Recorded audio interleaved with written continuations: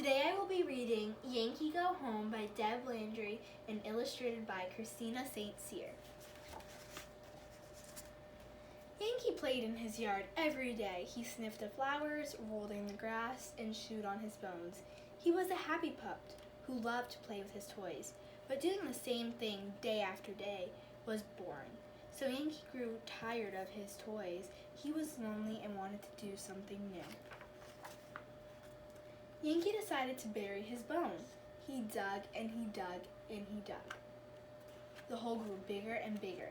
When he finally stopped digging, Yankee discovered he was standing outside the fence looking in.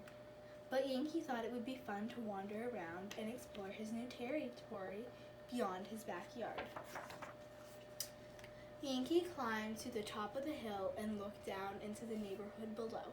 Children were playing, dogs were barking, and people were working in their yards. Mrs. Lark and Mr. Rodriguez were mowing their lawns. Yankee stopped to watch, but Mr. Rodriguez shouted at him, "Yankee, go home!" But Yankee didn't listen. He was having too much fun. Yankee trotted down the hill and stopped in front of a big white house. A friendly mixed-breed dog named Aquila was sunning herself on the front porch. Yankee barked hello, introduced himself, and wagged his tail. "Why don't you come and play with me?" he asked. Aquila looked up from her nap. "Yankee," she said, "you should go home." But Yankee didn't listen. He wanted to continue his adventure. Yankee sniffed all the mouth-watering smells. He explored all the interesting new spots where he could play. How wonderful, he thought, to be able to go wherever I want. Children played in driveway nearby. When Yankee ran over, a boy tossed him a ball and he fetched it.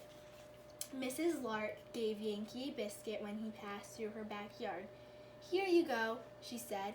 "Now, Yankee, go home." But Yankee didn't listen. He went to look for other friends. As he wandered through the neighborhood, Yankee thought of how much fun he was having.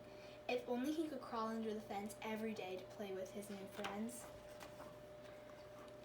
Down the street, Yankee saw a pack of dogs huddled around a big trash can.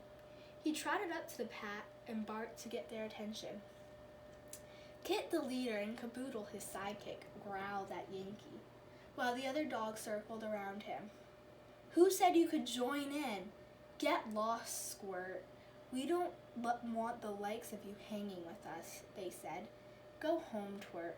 But Yankee didn't listen. "Why can't I play with you?" Yankee asked, puzzled and hurt at being excluded. "You're just a poodle," Kit said, with a mean laugh. "That's a mangy dog breed. We only hang out with real dogs." Discouraged, Yankee wandered off and soon came to Mrs. Lark's yard. There he discovered another trash can just like the one Kit and Caboodle had been pawing through. Curious, Yankee jumped up and knocked over the trash can. The can's contents spilled into the driveway. Yankee found all kinds of treasures, bones, cookies, and many other tasty treats. Before he could get the goodies, though, Mrs. Lark shooed him away. "Go home, Yankee, before you get into more trouble than you can handle." But Yankee didn't listen. He headed back up the street. From out of nowhere, Kit and Caboodle and the rest of the pack jumped out of shadows. Kit crouched and slowly walked towards Yankee. "I thought I told you to get lost, moron," he snarled. This time Yankee did listen. With the dogs at his heels, he ran down the street through Mr. Rodriguez's yard until he reached Aquila's house. "It's not safe to wander around without your parents, Yankee. You need to go home now," she said gently. When the coast was clear, Yankee finally headed for home. He was relieved when he spotted his white picket fence, but that didn't last long. Yankee headed for the hole under the fence, but then he froze with fear. Kit and Caboodle were standing there waiting for him. Suddenly, Yankee wished he had never left his own backyard and never met Kit and Caboodle. "We told you to go home, Yankee," Kit taunted. But I am home," Yankee sputtered. He looked at his toys and his doghouse beyond the fence. "Well, I'm almost home," he said sadly. Yankee cowered as the growling canine surrounded him. He darted to the hole and tried to squeeze back under the fence, but Kit blocked his way. Caboodle bit at Yankee's heels and snapped at him. "You didn't move fast enough for us, mutt," Kit growled. "Now you're going to pay for snooping in my neighborhood." Akila's loud howl startled everyone. "Leave him alone, you big bullies," Akila warned. "He's not hurting anybody."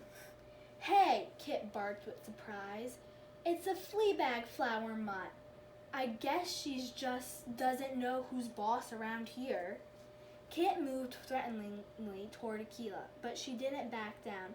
"My name is Akila, which means strong and noble. I won't let you scare me with your mean tricks." As Kit and Caboodle began circling Akila, Mr. Rodriguez appeared.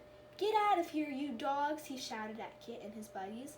The pack quickly ran down the street, out of sight. Mr. Rodriguez opened the gate and let Yankee into his backyard. Oh, was it good to be home. When Mom and Dad returned, Yankee, Akila, and Mr. Rodriguez were waiting for them. They were concerned when Mr. Rodriguez told them about Yankee's day. Dad filled in the hole so Yankee couldn't escape again. The next morning, when Mom and Dad left for work, they had a surprise for Yankee. He was going to a doggy daycare with all of his friends. Akila. After he escaped, they realized Yankee shouldn't be left alone all the time. Now Yankee and Akila play with their new friends at doggy daycare, walk safely through the parks with watchful adults, and stretch out for long afternoon naps in the sun. Yankee was no longer lonely, and he never gets bored these days. There's just too much to do. At the end of the day, though, he always is happy to go home.